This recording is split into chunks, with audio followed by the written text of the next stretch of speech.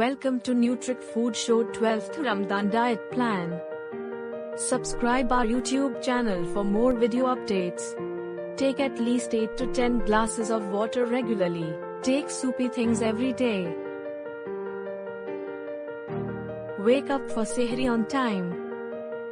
Use following meal items for Sehri: 1 or 2 serving of fruits, 2 pieces roasted chicken, 1 whole wheat roti, 1 cup tea. وبصوم غد نويت من شهر رمضان.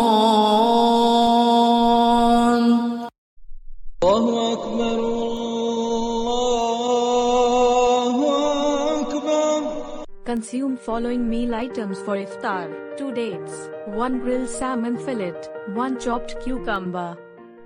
اللهم إني لك صمت وبك آمنت وعليك توكلت وعلى رزقك أفطرت. الله أكبر الله أكبر.